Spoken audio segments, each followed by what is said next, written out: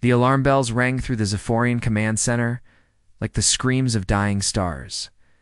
Admiral Kethver had heard those bells before during the Great War with the hegemony, during the border conflicts, during a dozen smaller battles that had shaped his long military career.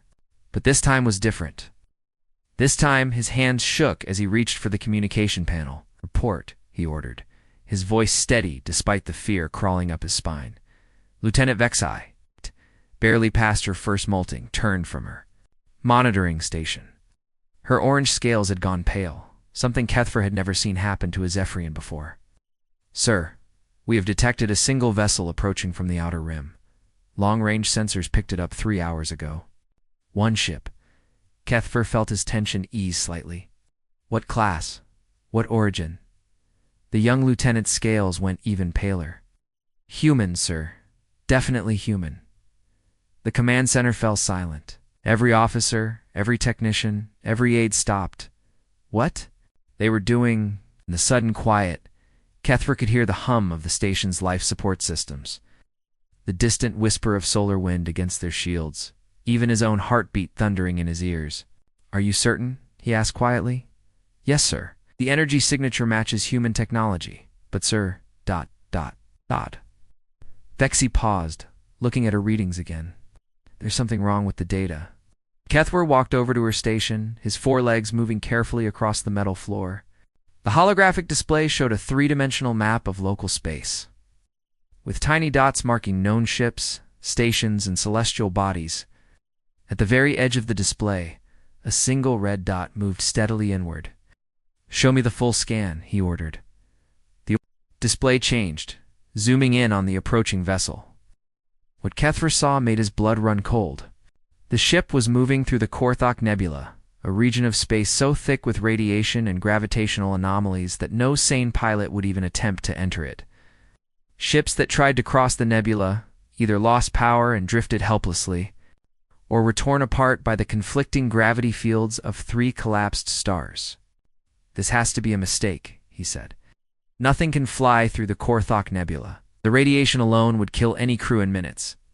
"Sir, I've run the scan 17 times. I've checked all our instruments. The readings are correct." Pointed to the display. "The human ship is not only flying through the nebula, it's maintaining perfect course and speed. No deviation, no power fluctuations, no signs of distress." Kethver stared at the red dot, moving steadily across the display.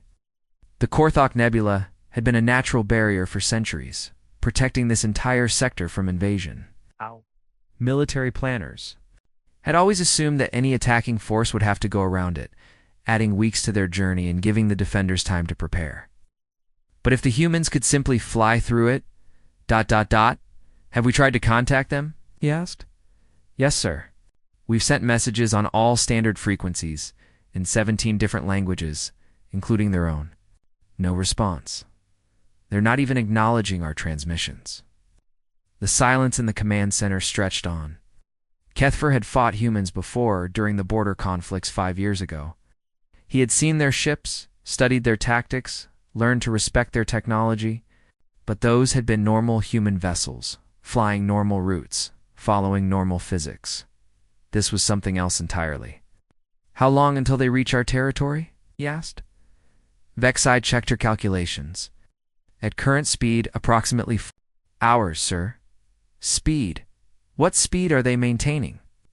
"0.7 light speed, sir." Through the nebula, Kethver felt his legs go weak.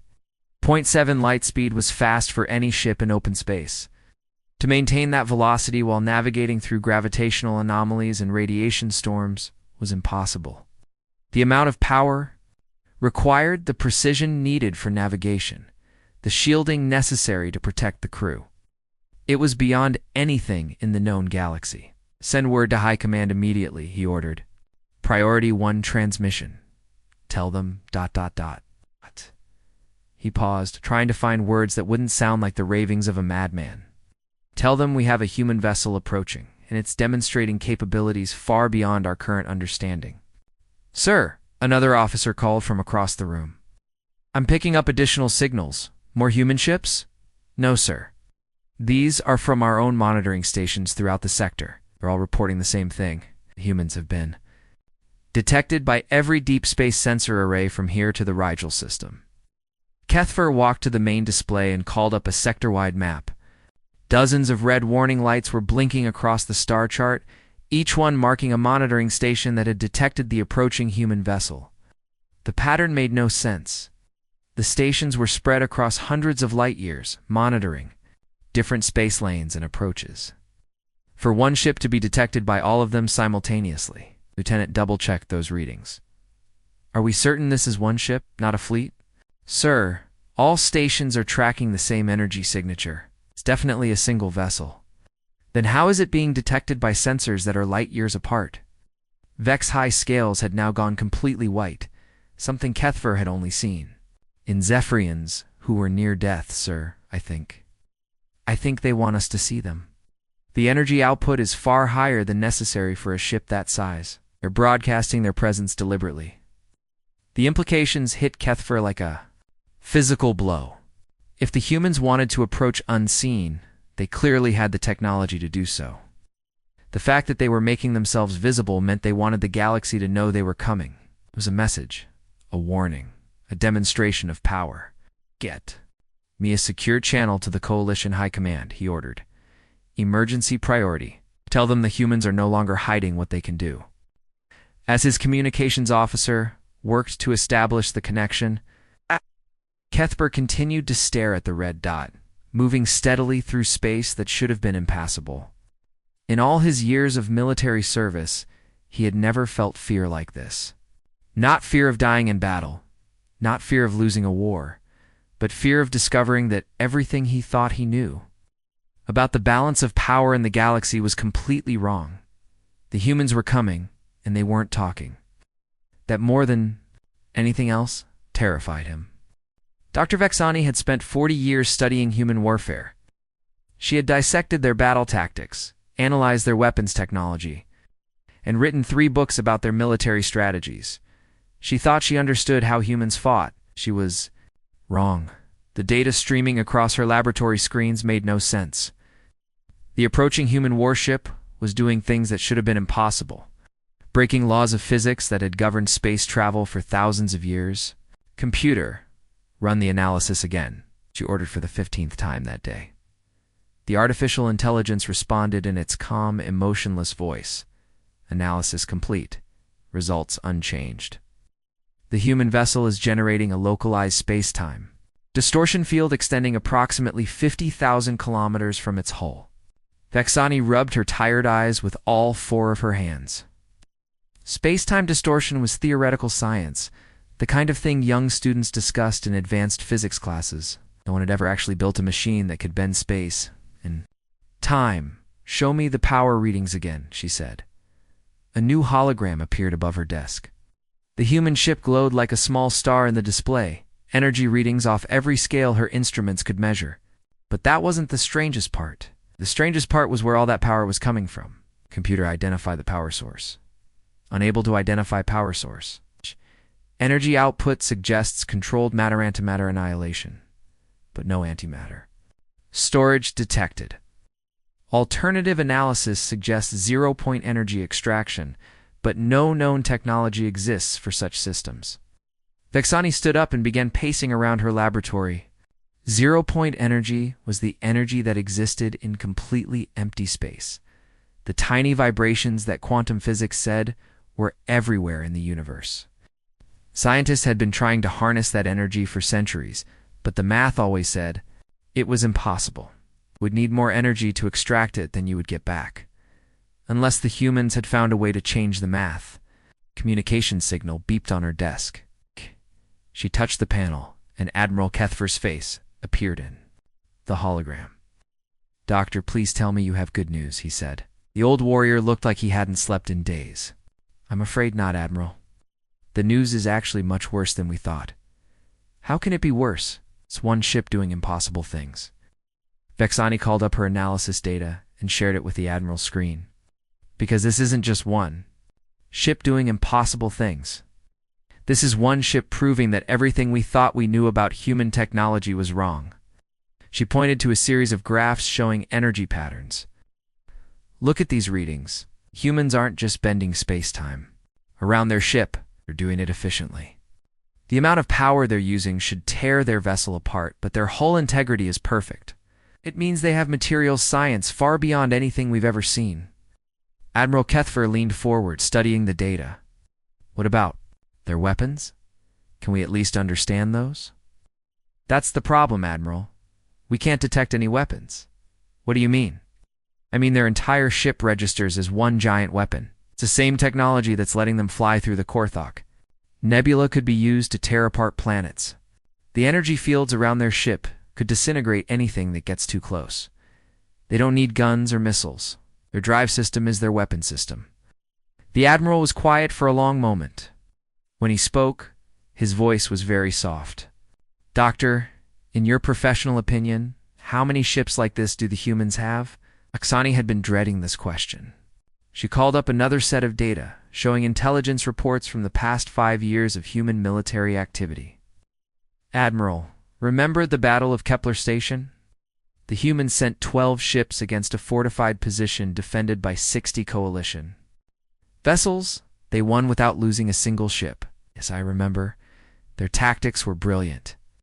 I don't think it was tactics, Admiral. I think they were holding back, way back.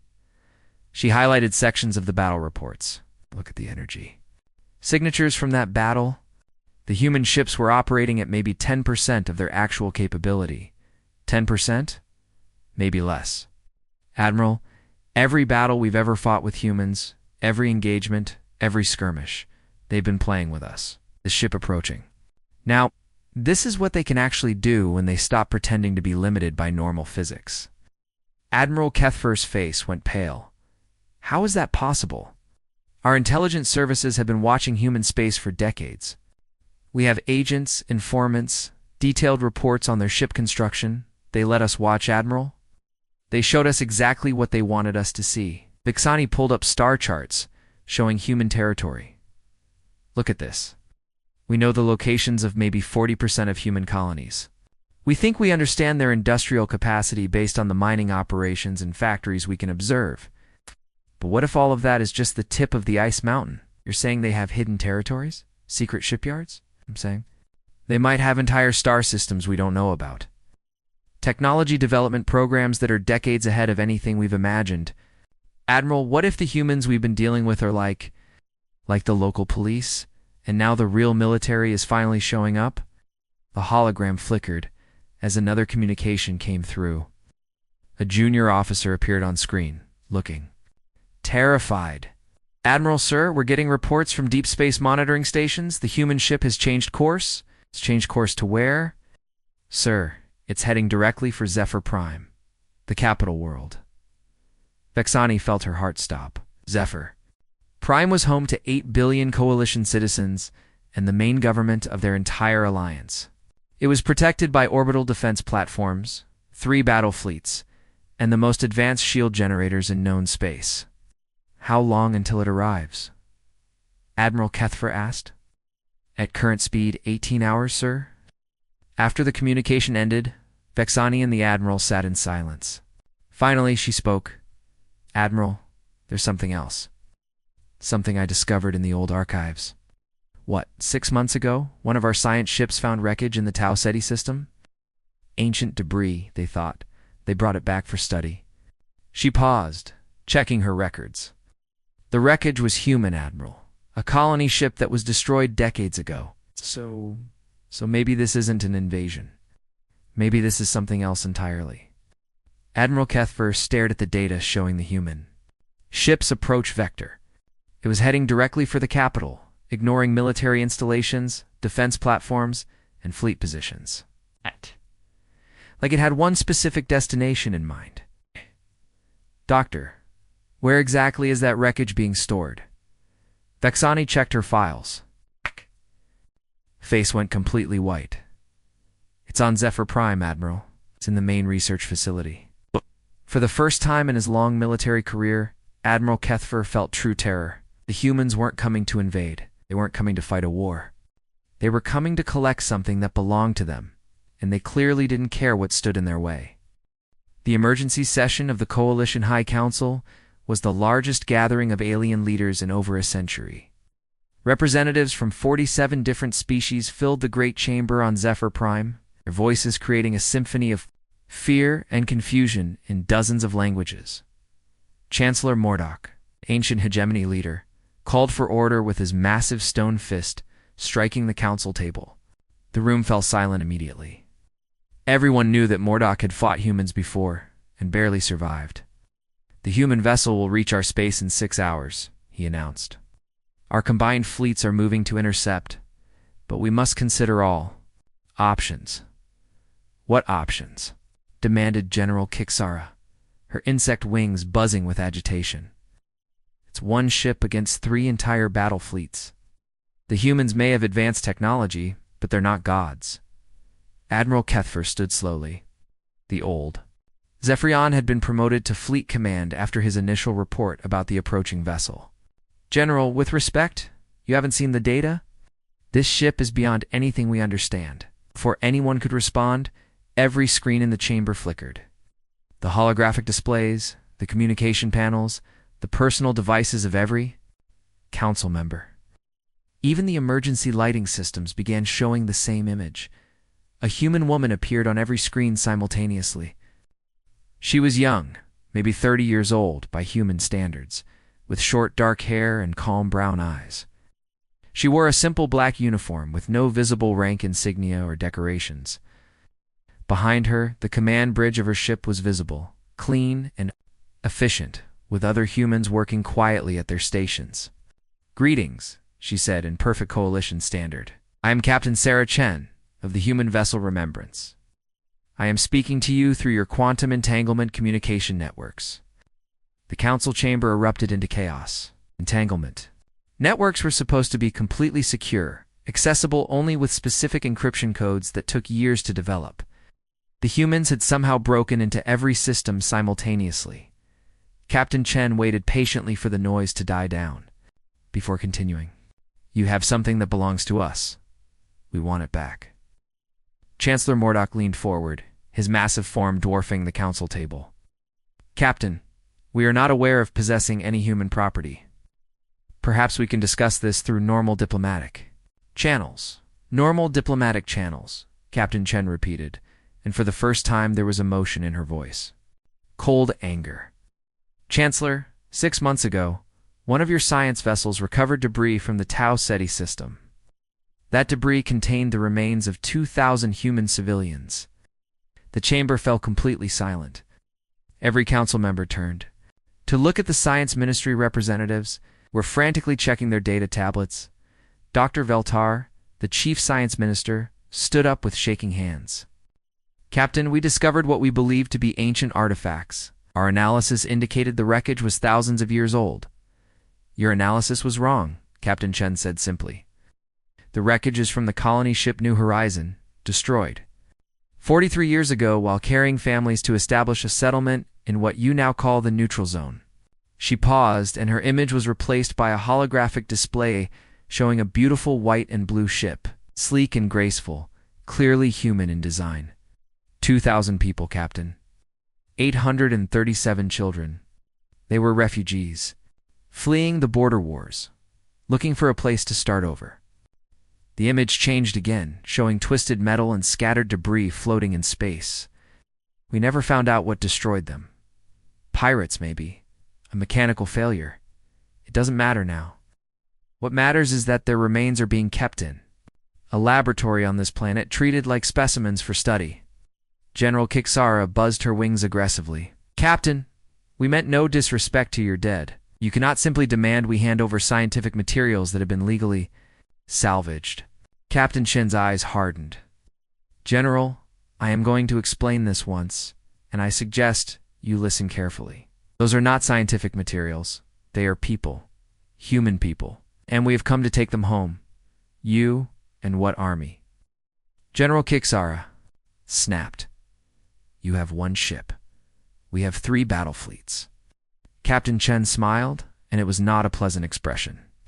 "General, thank you for bringing that up. Computer display current tactical situation." Every screen in the chamber changed too. Show a 3-dimensional map of local space. The Coalition's 3 battle fleets were visible as clusters of blue dots, positioned between the human ship and Zephyr Prime. The human vessel appeared as a single red dot, still approaching steadily.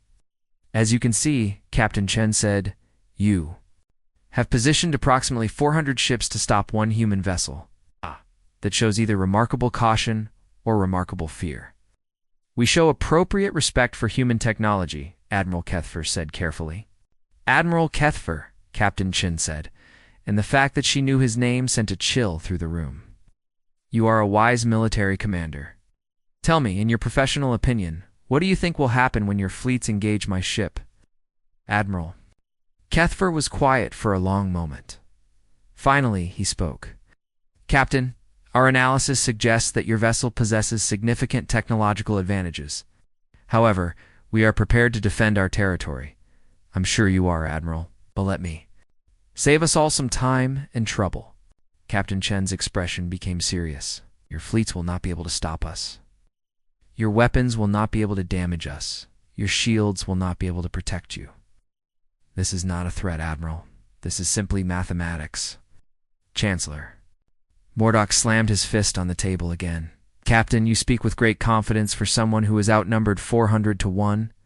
Chancellor, let me share something with you.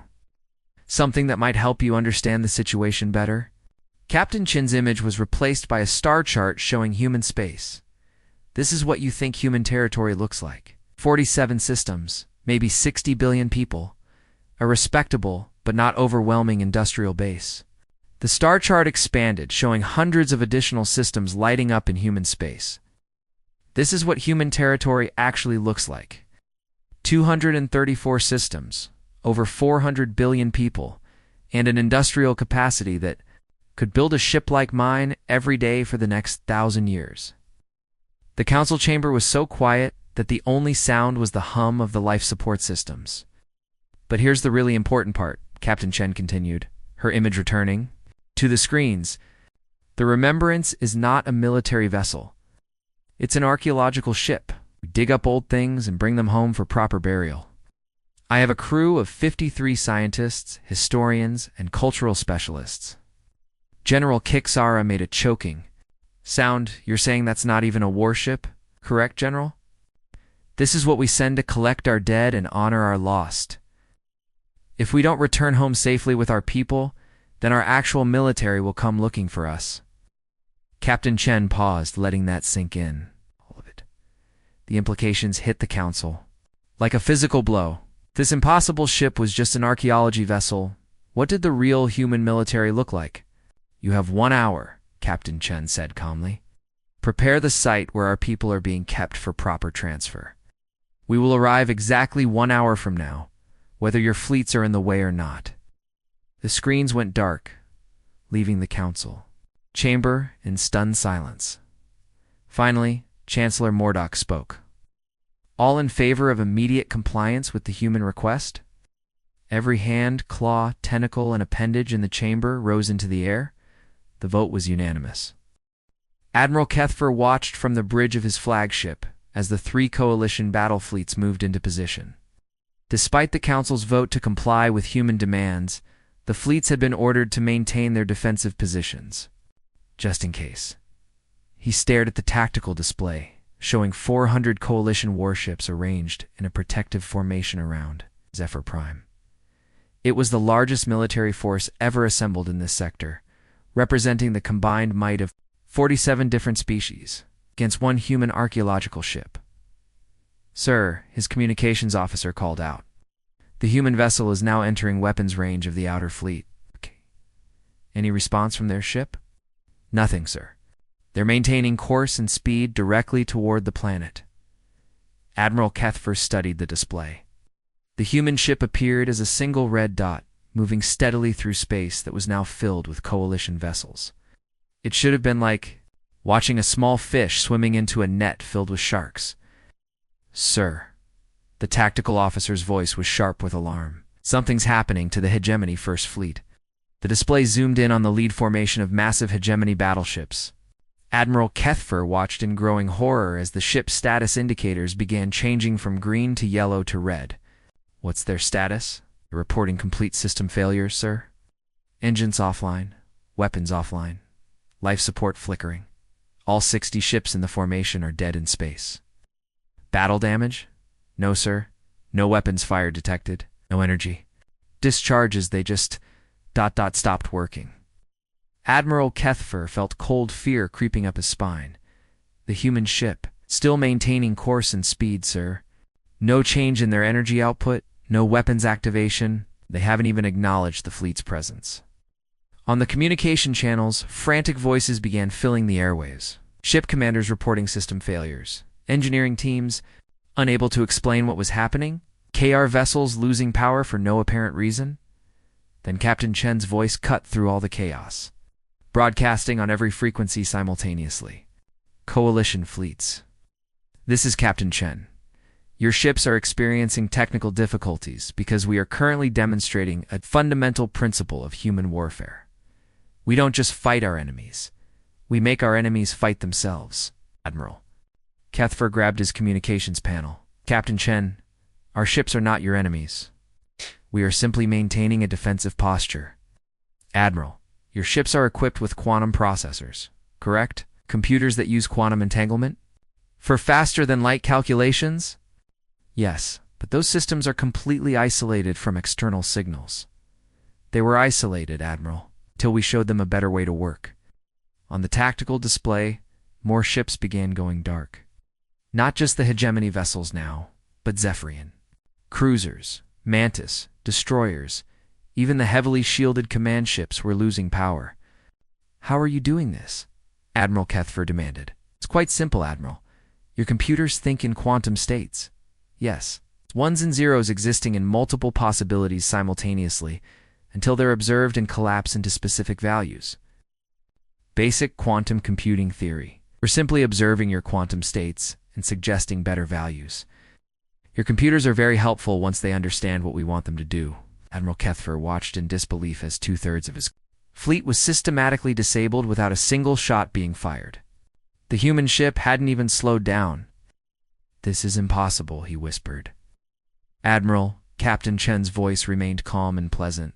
You've studied our previous battles, haven't you? You've analyzed our tactics, our strategies, our apparent limitations. Yes. Then you should understand that everything you observed was us being polite. We fought your wars using your rules, your technology levels, your understanding of physics. We thought it was more fair that way. The remaining ships in the fleet were now experiencing what their crews could only describe as technological mutiny. Weapons systems refused to target the human vessel. Navigation computers plotted courses away from the approaching ship. Even the life support systems seemed to be working against their own crews. You're turning our own technology against us, Admiral Kethfer said. Not against you, Admiral.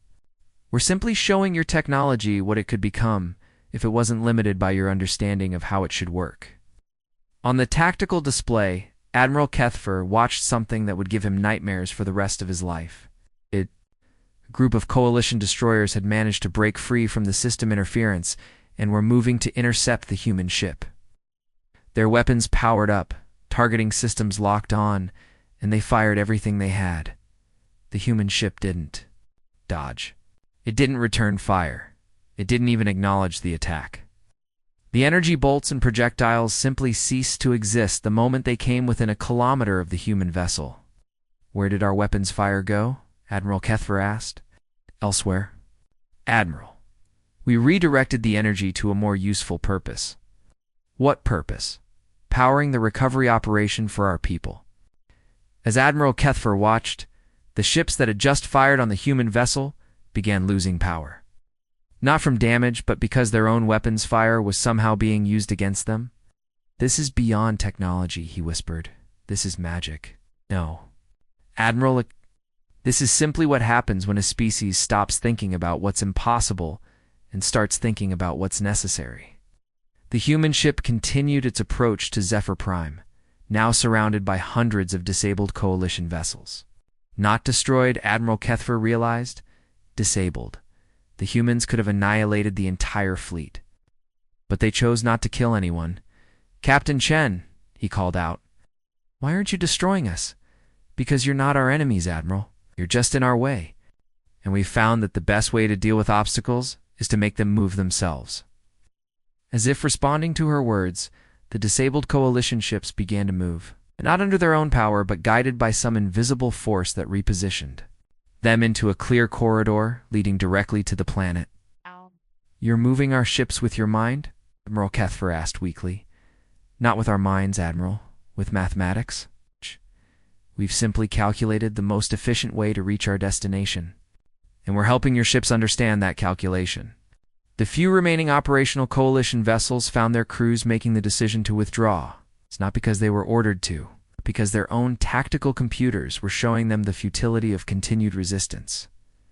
"Admiral, Captain," Chen said, and her voice carried a note of something that might have been sympathy. "We know this is difficult to accept. Your species have spent centuries developing what you consider advanced technology, but you need to understand something important." "What's that?" "The ship you're watching isn't even trying. We're operating at approximately 1% of our actual capability, because we don't want to accidentally break something important, Admiral." Kethfer stared at the tactical display, watching 400 of the galaxy's most advanced warships being casually swept aside by a single vessel that wasn't even fighting back. "What happens if you try?" he asked quietly. Captain Chen was silent for a moment. When she spoke again, her voice was very soft. "Admiral, if we tried, this entire star system would spontaneously develop an understanding of better ways to organize its matter and energy, including the star itself." Admiral Kethfer felt his legs give out. He sat down heavily in his command chair, staring at the display, showing the human ship now entering orbit around Zephyr Prime. "Message to all remaining ships," he ordered weakly. "Stand down. All ships stand down." The human ship settled into a stable orbit above the capital world, and Admiral Kethfer finally understood what Dr. Vexani had been trying to tell him. This wasn't warfare. This was a lesson in why you should never make humans angry. The Coalition High Council chamber had never been more heavily guarded. Every entrance was sealed, every security system activated, every possible precaution taken to protect the galaxy's most important leaders. It didn't matter. Captain Sarah Chen materialized in the center of the room like she had simply walked through the walls. She wasn't alone. 5 other humans appeared with her, each one carrying weapons that seemed to bend light around themselves. They wore the same simple black uniforms. Their faces showed the same calm confidence. Chancellor Mordok, the massive stone-like hegemony leader, tried to stand but found he couldn't move. None of the council members could move. They could breathe, they could speak, but their bodies simply wouldn't respond to their commands. "Please don't be alarmed," Captain Chen said politely. "This is just a precaution. We'll only be here for a few minutes." "How did you get in here?" General Kixara demanded, her insect wings twitching with fury. "This chamber is protected by energy shields, armed guards, and scanning systems. General, your security systems are very impressive. Unfortunately, they're designed to keep out threats that follow normal physics." Captain Chen looked around the room calmly. "We don't." Dr. Vexani, who had been brought to the council chamber as an expert on human technology, stared at the weapons the humans carried. They looked like simple metal rods, but the space around them shimmered and warped. "Those aren't projectile weapons," she whispered. "Very good, Doctor," one of the humans said. "These are reality adjustment tools. They help local matter and energy understand better ways to organize themselves." Reality adjustment? Dr. Vexani felt her mind struggling to process the concept. "It's simpler than it sounds," Captain Chen explained. "Every atom, every molecule, every particle in the universe is constantly making decisions about where to be and what to do. We just give them better suggestions." Admiral Kethfer, who had been transported down from his flagship for this meeting, found his voice. "Captain, what do you want from us?" "Admiral, we want exactly what we said we wanted. Our people. Nothing more, nothing less." Captain Chen walked over to the large display screen that dominated one wall of the chamber. "But first, I think you all need to understand something important." Screen activated, showing a star map of the local galaxy. "This is how you see the balance of power in this region. The Coalition controls these systems. The hegemony controls those. The independent worlds are scattered here and there. It's a nice, stable arrangement that's lasted for centuries. The map changed, showing new information. Vast areas of space that had appeared empty were now filled with markers indicating human presence. This is reality, ladies and gentlemen. We've been your neighbors for a very long time. We've been watching, learning, and occasionally helping when catastrophes threatened entire species. The border wars, you remember? We made sure they didn't spread to civilian populations. The plague of Rigel 7, we provided the cure through. Intermediaries. The asteroid that was going to destroy the Mantis homeworld, we nudged it into a safe orbit. Chancellor Mordoc's stone features shifted with shock. You've been interfering in galactic politics for decades? Not interfering, Chancellor. Gardening. Making sure nothing grew too large or too dangerous. Keeping the peace without anyone knowing we were doing it. Why? Admiral Kethfer asked. Why hide? Why pretend to be weaker than you are? You, Captain. Chen was quiet for a moment, and for the first time since arriving, she looked sad. Because we learned something terrible about ourselves, Admiral. We learned that when humans stop trying to be civilized, very bad things happen to everyone around us. She gestured to her team. The 6 of us could end your civilization before lunch. We could reorganize your planets into more efficient configurations. We could convince your stars to burn brighter or dimmer according to our needs. We could rewrite the laws of physics in this entire sector to be more convenient for us. The room was completely silent. But we don't want to do those things, Captain Chen continued. We want to live quietly, raise our families, explore the universe, and make art. We want to be the good guys. So we hide what we can really do, and we pretend to be normal. Then why reveal yourselves now? General Kixara asked. Because you took our dead. General. And there are some lines that cannot be crossed, even by accident. Captain Chen touched the display screen, and it showed new images. 2,000 human faces, men and women and children, all smiling in what looked like family photos. These were the people on the colony ship New Horizon. They weren't soldiers or scientists or explorers. We're just families looking for a new home. When we lost them, we searched for years, mourned them. We honored their memory. And when we finally found them again, we discovered they were being kept in specimen jars in a laboratory. The council members stared at the faces on the screen. Somehow, seeing the individual people made everything real in a way that numbers couldn't. We have collected our people, Captain Chen said. They are now aboard our ship, where they will receive proper funeral rites and be taken home for burial. In 6 hours, we will leave your space and return to our own territory. And then what? Chancellor Mordock asked. Then we go back to pretending to be normal, Chancellor? We go back to letting you believe that your weapons could threaten us?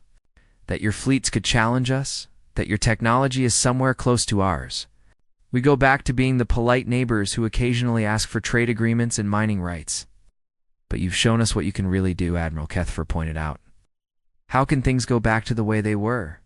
Captain Chen smiled, and it was a genuinely warm expression. Admiral, that's entirely up to you. We're perfectly happy to continue the polite fiction that we're all equal partners in this galaxy. But now you know the truth. The question is, what are you going to do with that knowledge? She gestured to her team, and they began to fade from view, becoming translucent. Wait, Dr. Vexani called out. How many of you are there? Really, Captain? Chen paused in her departure. Doctor, do you really want to know the answer to that question? Dr. Vexani thought about it for a long moment, then shook her head. We thought not, Captain Chen said. For what it's worth, we hope this incident will help everyone remember that the galaxy is a big place. It's full of mysteries and wonders and things that are better left alone. She was almost completely transparent now. Oh, and one more thing. A gesture of goodwill. We've left a small gift in orbit around your moon. What kind of gift? Chancellor Mordock asked suspiciously. Words, Chancellor. Simple words, but we thought they were important enough to make permanent. The humans vanished completely, leaving the council members alone in their chamber. Several minutes before anyone could move again, the first thing they did was check the orbital telescopes to see what the humans had left on their moon. Carved into the lunar surface in letters 10 kilometers tall, visible from anywhere on the planet, were the words. We remember our own. Remember that. The message was carved deep enough to be visible for millions of years. Admiral Kethfer stared at the words and realized that the galaxy had just been given its most important lesson in history. The humans were not conquerors or destroyers. We're gardeners, tending their corner of the universe and asking only to be left in peace. But they were gardeners who could reshape worlds with a thought. The new age of galactic diplomacy would be very, very polite. The big meeting room was very quiet. All the alien leaders from different planets sat in their special chairs. Ow! The room was round like a circle. Ow! Lights from the ceiling made everything glow with soft colors. In the middle of the room, one alien stood up slowly. His name was Zethkar. He came from a planet far away where his people had hard shells like crystals. These shells could change colors to show how he felt. Right now, the colors were dark and scary. His 6 arms moved as he tried to stay calm. Zethkar looked around the room at all the other aliens. There were big ones and small ones. It's fur, some had scales, and some looked like walking trees. They were all part of the Galactic Council. This was where all the smart alien races came to talk about important things. My friends, Zethkar said. His voice came out through a special machine that helped everyone understand each other. I need to tell you something very important. Something that will scare you. A big alien with red skin and sharp teeth laughed. His name was General Crox. He was a soldier who liked to fight wars. What could scare the great Vorthok Empire? Ow. You have the biggest army in the galaxy. Zethkar's shell colors got even darker. He pointed to a big screen that showed a picture of space. On the screen was a small blue and green planet. It looked very pretty and peaceful. This planet is called Earth, Zethkar said. It goes around a yellow star. The people who live there call themselves humans. Some of the aliens started talking to each other. They had never heard of humans before. The planet looked very small and far away. Why was Zethkar talking about such a tiny world? General Crox made a sound like he was bored. One little planet worries you. They do not even have ships that can fly to other stars. They are just babies. Zethkar closed his eyes for a moment. When he opened them, his whole body was shaking. A little 3 years ago, my empire sent our 47th conquest fleet to that little planet. We had 12 of our biggest warships. We had 47 smaller fighting ships. We had more than 2 million soldiers. The room got very quiet again. Everyone knew about the 47th conquest fleet. It was one of the strongest armies in the galaxy. It could destroy whole planets if it wanted to. We did what we always do, Zethkar continued. We flew to their planet. We told them to give up and become our slaves. We showed them our big guns. We waited for them to say yes and beg for mercy. Alien that looked like a giant bug leaned forward. What happened? Did they fight back with sticks and stones? Zethkar looked at the bug alien. His shell was now completely black, which meant he was very afraid. I was the only one who escaped. Out of 2 million soldiers and all those ships, only I came back home. Ow. Nobody believed him at first. How could one small planet defeat the mighty Vorthok Empire? It was impossible. The humans did not even have the right technology. Their ships could barely leave their own planet. Zethkar touched a button on his chair. The big screen changed. Now it showed what really happened during the battle. Alien leaders watched as Vorthok ships flew toward Earth's moon. The ships looked powerful and scary. Then something strange happened on the screen. Human ships started coming out of hiding places. They came from behind asteroids, came from inside the rings around planets. They even came from inside gas clouds, where no one should be able to live. The human ships looked very different from alien ships. They were not smooth and pretty. They looked like they were made from old mining equipment and factory parts. They had big engines that burned very bright. They looked rough and dangerous. They were waiting for us, Zethkar said in a whisper. They knew we were coming before we even decided to attack them. They had been watching us for years. They learned about our ships. They learned about our weapons. They learned about how we fight. On the screen, the battle began. The Vorthok ships fired their best weapons at the humans, but the humans did not try to run away. Instead, they attacked back with weapons that should not have worked. They threw big rocks at very high speed. They used nuclear bombs as bullets. They rammed their own ships into Vorthok ships. They do not fight like us, Zethkar explained. When we fight, we try to win with the least damage. We follow rules, try to be honorable. But humans, Humans fight to destroy everything. They fight like they want to kill every single enemy. They do not care if they die, as long as their enemy dies too. The aliens in the room watched in shock as the human ships tore through the Vorthok fleet. The humans used tricks that no civilized race would think of. They pretended to be dead, then attacked when the Vorthok ships came close. They hid bombs inside fake surrender messages, even crashed damaged ships into Vorthok engines. Look. At their faces, Zethkar said, pointing to pictures of human soldiers. Do you see fear? Do you see doubt? No, you see anger. You see determination. These are not people who will ever give up. An alien that looked like a tall, thin tree spoke up. But surely they must have some weakness. Every race has something that can defeat them. Zethkar laughed, but it was not a happy laugh. Their weaknesses is that they care about each other too much. But that is also their greatest strength. When you hurt one human, all the other humans become angry. They will chase you across the galaxy to get revenge. He pointed to the screen again. Now it showed Earth after the battle. Instead of being scared, the humans were building more ships. They were making their weapons bigger. They were getting ready for the next attack. They'd been fighting each other for thousands of years, Zethkar said. They know every possible way to hurt someone. Every trick, every trap, every cruel method of war. And now they know we exist. They know there are other races out here who want to hurt them. General Croc stood up, angry.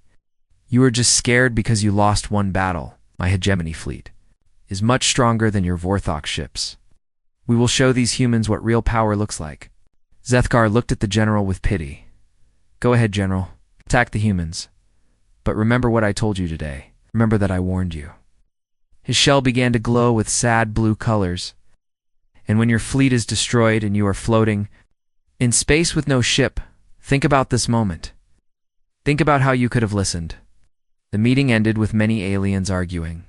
Some believed Zethkar's warning. Others thought he was just embarrassed about losing. But deep in space, human ships were already moving toward the stars, carrying a simple message that would soon reach every corner of the galaxy.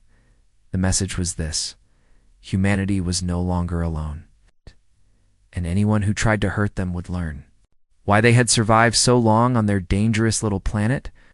Captain Sarah Chen stood on the command deck of her ship. The ship was called the UES Defiance. It was the first real warship that humans had ever built. Around her, the crew worked very hard.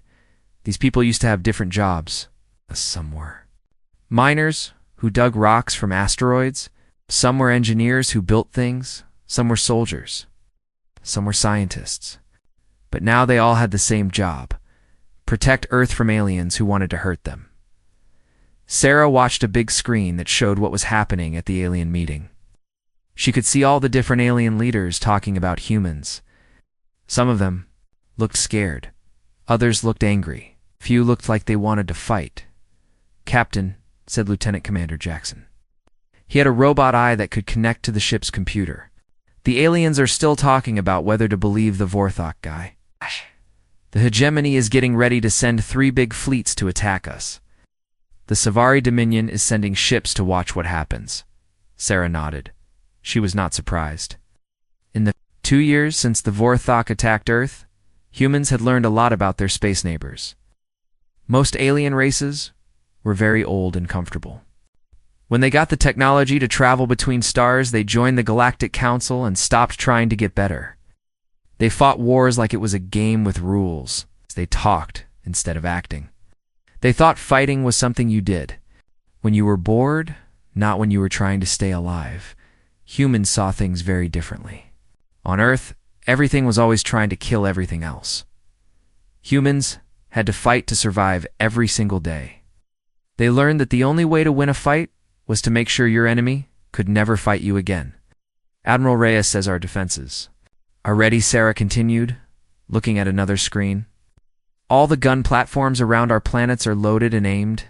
All the secret bases in the asteroids are awake. Our fleet is hiding in Shell Formation 7. The people working on the ship smiled when they heard this. Shell Formation 7 was not really a way to defend Earth. It was a trap. It made Earth look like bait, while humanity's real weapons stayed hidden in the dark parts of the solar system. The aliens would think they were attacking a weak planet, but they would really be walking into a killing zone. Dr. Elizabeth Warren walked up to Sarah. She used to study aliens and try to talk to them peacefully. Captain, we are getting messages from 17 different alien groups. They all want to be friends with humans now, before the fighting starts. Sarah's smile was sharp like a knife. How nice of them. Send them our usual answer, humans. Thank them for caring, but we like to handle our own problems.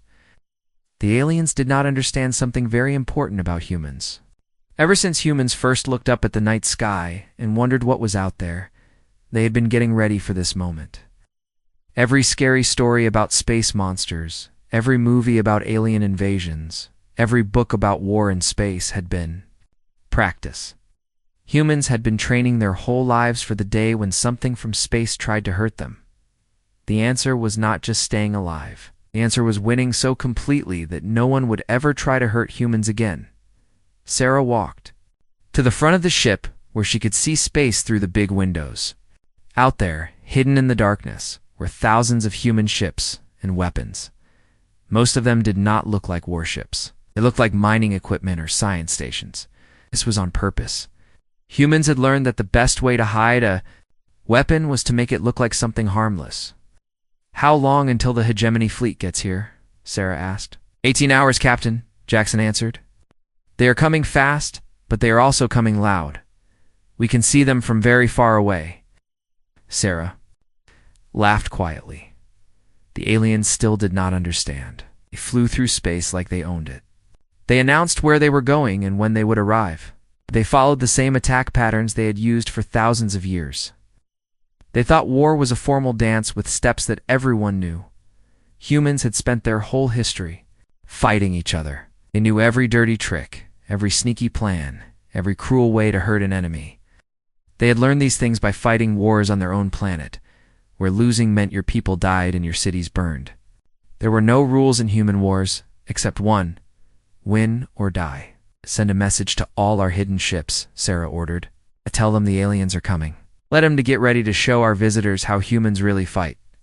The crew started working. Faster, they checked their weapons and made sure their engines were ready. Through the ship's communication system, Sarah could hear similar activity on hundreds of other human ships. Everyone was getting ready for the most important battle in human history. Dr. Warren looked worried. Captain, what if we lose? What if there are too many of them? Sarah turned to look at her. Elizabeth, do you know what humans are really good at? What? Learning from our mistakes. Every time someone beats us, we figure out how they did it. Then we make sure it never happens again. The Vorthok taught us that aliens exist and that they want to hurt us. Now we know. Now we are ready. She pointed to the screen showing the Alien Council meeting. Look at them. They think this is going to be easy. They think we are just another primitive planet that will beg for mercy when they show up with their big ships. Sarah's voice got harder. They're about to learn that humans do not beg. We do not surrender. We do not give up. Someone tries to hurt us, we hurt them back 10 times worse. We make sure everyone else in the galaxy sees. What happens to people who threaten Earth? The bridge got very quiet as everyone thought about what was coming. In 18 hours, the real test would begin. Not just whether humans could defend their planet, but whether they could prove to the galaxy that Earth was not a target to attack. It was a planet to fear. Outside the ship, in the cold darkness of space, human preparations continued. Weapons that had been disguised as mining tools revealed their true purpose. Ships that looked like peaceful explorers opened hidden gun ports. Soldiers who had been pretending to be simple workers put on their battle armor. The galaxy was about to learn what happened when you picked a fight with a species that had spent 10,000 years learning how to kill each other efficiently. The lesson was going to be written in fire and blood across the stars. The hegemony war fleet came out of hyperspace at the edge of the solar system like a parade of death. General Crox stood in the control room of his biggest ship, the Eternal Domination. He looked at the screen showing his fleet with great pride. 300 ships floated in perfect formation. This was the largest fighting force that had been put together in 50 years. 7 different alien races had sent their best ships and soldiers. "Look at these pathetic humans," said his helper, reading the reports about Earth's defenses. "They still use chemical rockets like children playing with toys. Their biggest weapons are simple nuclear bombs. They have barely started to use the resources in their own solar system." General Crox smiled with his sharp teeth. The humans had been given 1 day to surrender completely. Their answer had been very simple and very rude. Come and take it. No diplomacy, no begging. No attempt to find a way to save face. Just defiance from a species that did not understand how small and weak they were. The tactical screen updated as the fleet moved deeper into the human solar system. Human ships began to appear, exactly as the alien computers had predicted. A few dozen vessels that were clearly built for war spread out into basic defensive positions around the inner planets. They looked crude and simple compared to the sleek alien ships. "Begin the demonstration," General Crox ordered. "Target their largest military base." The first wave of plasma bolts streaked toward Luna Base, humanity's most visible military facility on their moon. The base's energy shields flared bright blue and then collapsed under the bombardment.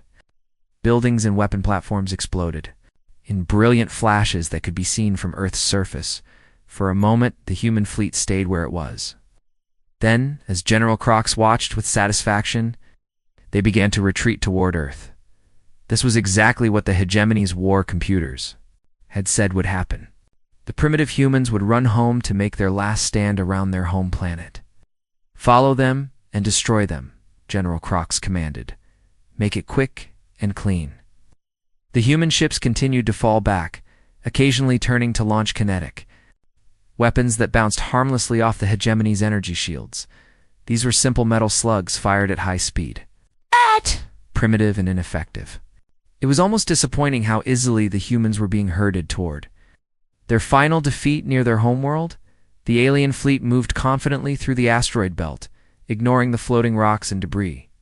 Their sensors showed only the retreating human ships ahead and empty space behind. Victory was certain.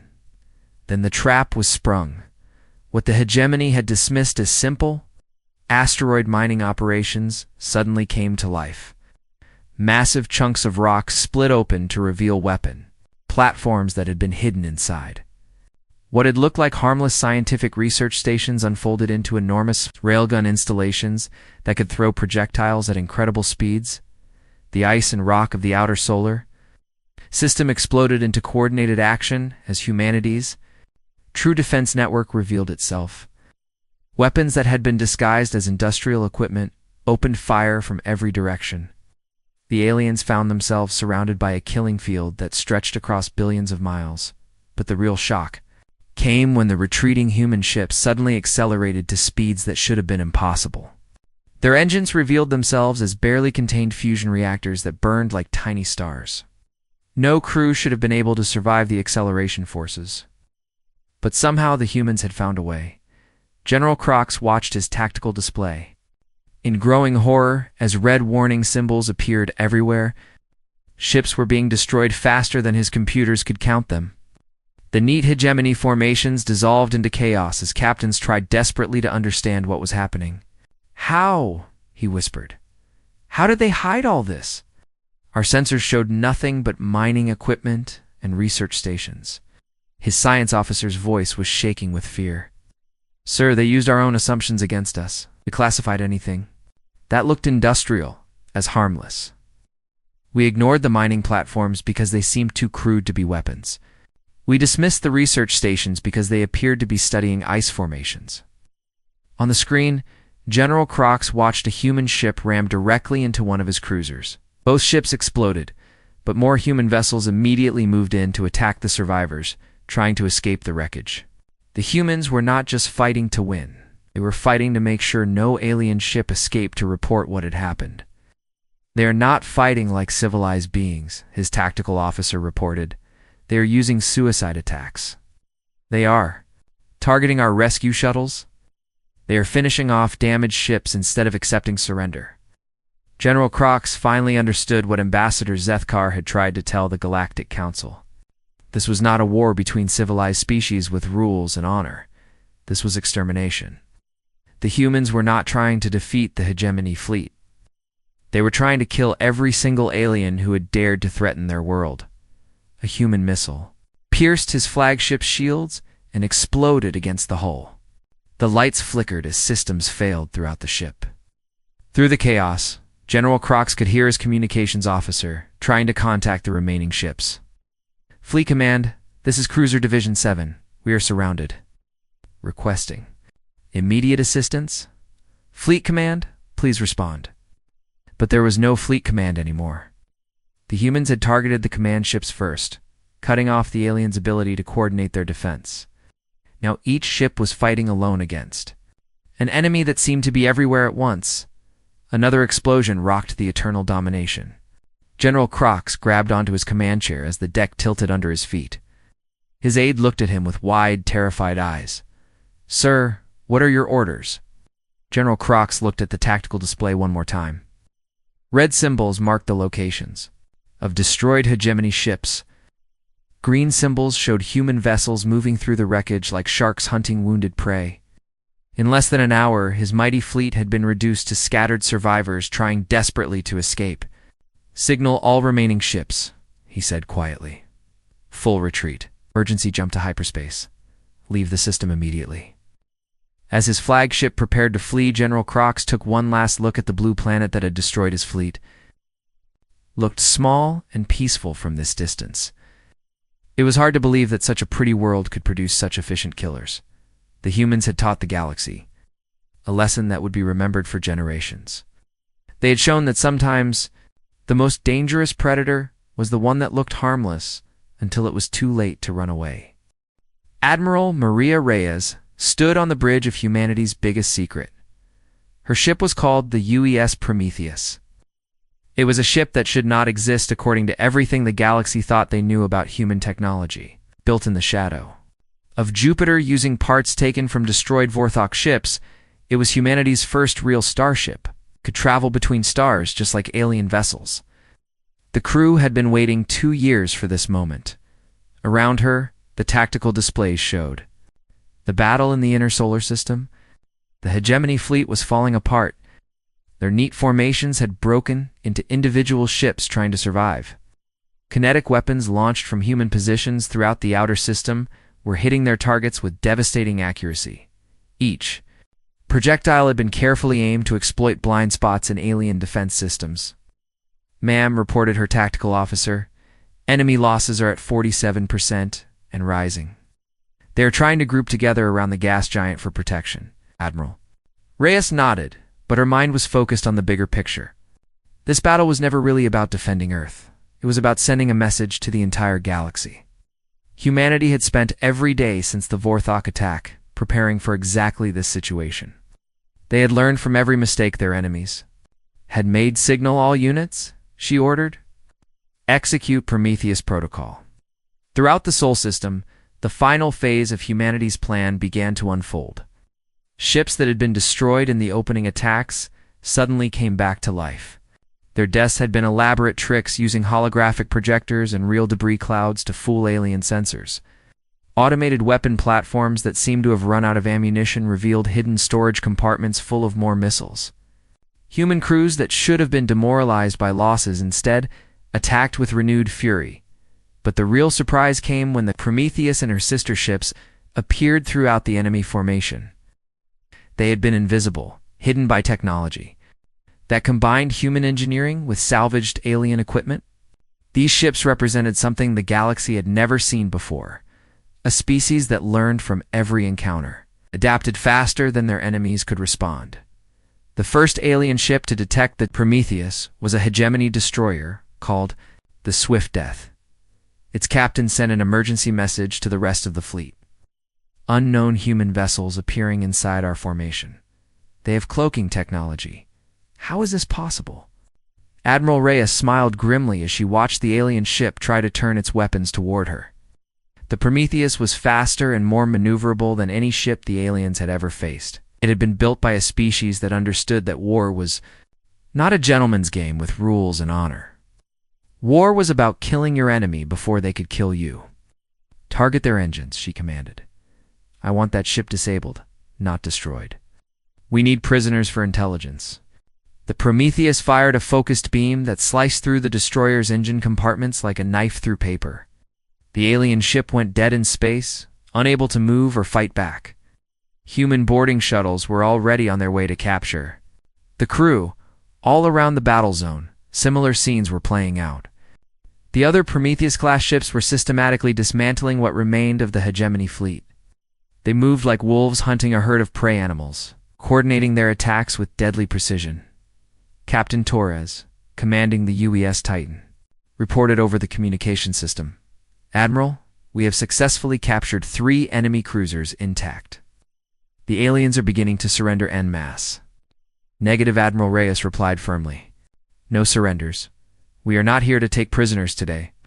We are here to make sure word gets back to the galaxy about what happens when you attack humanity. This was the lesson that Ambassador Zethkar had tried to teach the Galactic Council, but they had not listened. Humans did not fight like other species. When threatened, they did not seek honorable combat or limited victory. They sought total destruction of anything that posed a threat to their survival. The tactical display showed the remaining alien ships, trying desperately to escape to hyperspace. Some were successful, but many more were being hunted down by human vessels that seemed to appear from nowhere. The humans had planned for this too. They wanted some aliens to escape so they could spread the word about what they had witnessed. Ma'am, her communications officer reported, we are receiving surrender offers from 12 different alien ships. They are offering to become our slaves if we spare their lives. Admiral Reyes considered this for a moment. The old Maria Reyes, the one who existed before the Vorthok attack, might have accepted these surrenders. She had been raised to believe in mercy and the rules of civilized warfare. But that woman had died the day aliens first fired on human civilians. Inform them that humanity does not take slaves, she replied. Tell them they have one choice. Leave our solar system immediately and never return, or be destroyed where they float. This was the message that needed to be delivered to every species in the galaxy.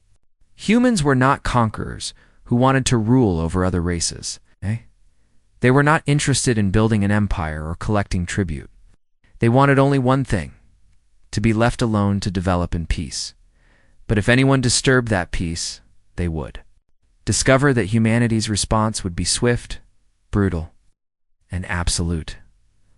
The Prometheus moved through the wreckage of the hegemony fleet like a predator examining its kill. Escape pods were launching from damaged ships as alien crews abandoned their vessels. The humans allowed these pods to leave. Some survivors needed to make it home to tell their leaders what had happened here.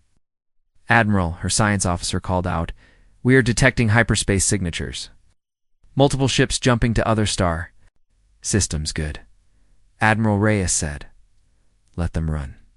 Let them tell everyone what they saw here today. She walked to the main view screen and looked out at Earth. The blue planet hung peacefully in space, showing no signs of the terrible battle that had just been fought in its defense. But Admiral Reyes knew that everything had changed. Humanity was no longer a hidden species on a single world. They were now players in the galactic game. And they had just announced their presence in the language that every species understood. Overwhelming force applied with surgical precision, the hunt was over. The message had been delivered. Now the galaxy would have to decide how to respond to the fact that humanity had claimed its place among the stars. And they had done it by proving that they were the most dangerous predators in the void. 6 months after the Battle of Sol, the Galactic Council met again in emergency session.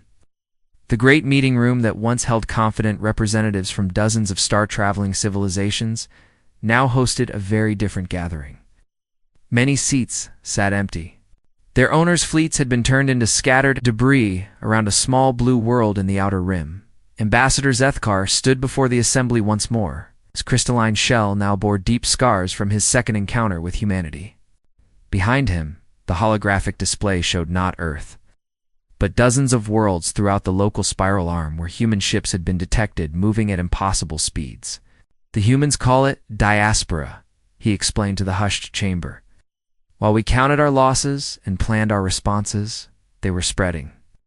Mining ships, research vessels, colony expeditions, all moving faster than we thought their technology could achieve. They're not just defending a single world anymore. They're claiming territory throughout the galaxy. In the observer's gallery, Captain Sarah Chen watched the proceedings with professional interest. As humanity's first official ambassador to the Galactic Council, she was here to deliver a message that would reshape galactic civilization forever. Her uniform was simple and practical. Nothing like the elaborate ceremonial dress worn by other species. Diplomats. The council chamber buzzed with nervous conversation as various alien representatives tried to understand what humanity's expansion meant for their own territories. Some species had already reported human ships appearing in their systems, conducting what appeared to be peaceful surveys. But after the destruction of the hegemony fleet, no one was willing to assume human intentions were truly peaceful. The Savari Dominion speaker, a tall being with silver skin and multiple eyes, stood to address Zethkar. How many human ships are we talking about? Our intelligence suggests they have deployed at least 50 vessels beyond their home system. Zethkar's scarred shell flickered with dark humor. Your intelligence is wrong. We have confirmed sightings of over 300 human vessels in 47 different star systems. Those are just the ones they allow us to see. A wave of shocked murmurs swept through the chamber. 300 ships meant humanity had somehow built a fleet larger than most established galactic powers in just 6 months. Either they had been hiding their true industrial capacity, or they had developed manufacturing techniques that surpassed anything known to galactic science. The truth, which none of the aliens had guessed, is that humans had been preparing for interstellar expansion since the day they first detected alien radio signals 50 years ago. Every space program, every industrial project, every technological development had been guided by the assumption that someday they would need to spread beyond Earth to survive. When called to address the assembly, Captain Chen walked to the center of the chamber with the confident stride of someone who had never been defeated. Her words were simple, direct, and completely without compromise. Humanity seeks peaceful coexistence with all sentient species. She began, her voice carrying clearly through the translation system. We offer trade, cultural exchange, and mutual cooperation to any civilization willing to respect our sovereignty and that of our allies. She paused, letting her gaze sweep across the assembled delegates. Many of them looked uncomfortable under her steady stare. Humans had a way of looking at other beings that made them feel like prey animals being studied by a predator. However, Chen continued, any species that threatens human civilians, human territory, or human interests will discover that we are very, very good at war. We have had 10,000 years of practice fighting each other, and we have learned that the only way to ensure lasting peace is to make war too costly for our enemies to contemplate. The chamber remained silent as she delivered the next part of her message. The hegemony learned this lesson at Seoul. The Savari Dominion is learning it now as our expeditionary force investigates their recent attacks on neutral shipping lanes. The Keth Collective will learn it next week when our diplomatic mission reaches their core worlds to discuss their slave trading activities. Several alien delegates shifted nervously in their seats. The humans were not just defending themselves anymore. They were actively hunting down any species that violated what they considered acceptable behavior. The galaxy's long-established system of ritualized warfare and negotiated settlements was being replaced by something much more direct and final. Chen turned to face Zethkar directly. Your people were the first to attack us, Ambassador. We're also the first to withdraw from the conflict and seek peaceful relations after you realized your mistake. This is why the Vorthok Empire will be among humanity's first trading partners in the new galactic order. As she walked back to the observer's gallery, the implications of her words settled over the assembly like a cold shadow. The galaxy had produced many apex predators throughout its long history. The hegemony's shock troops could tear through enemy lines like living weapons. The Dominion's war fleets could reduce planets to lifeless rocks. The collective's hive-minded billions could overwhelm any defense through sheer numbers. But none of them had ever been pack hunters. None of them had ever learned to turn their greatest strength, their unity against external threats, into a weapon that could reshape the fundamental nature of interstellar civilization. The Galactic Council had always operated on the assumption that space was vast enough for every species to claim their territory and occasionally fight limited wars over disputed resources. Conflicts were settled through negotiation, tribute, or brief military actions that followed established rules.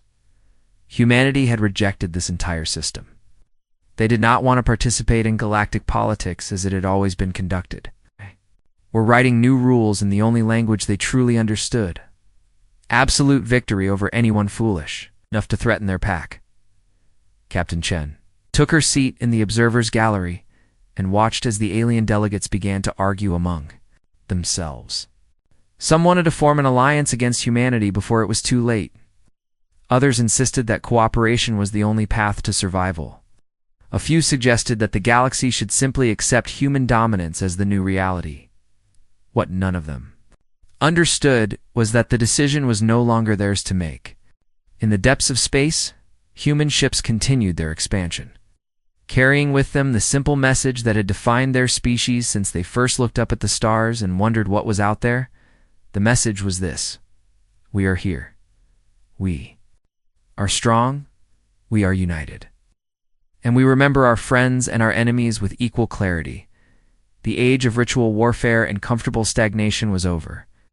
The humans had arrived, and they were teaching the galaxy a new way to live among the stars.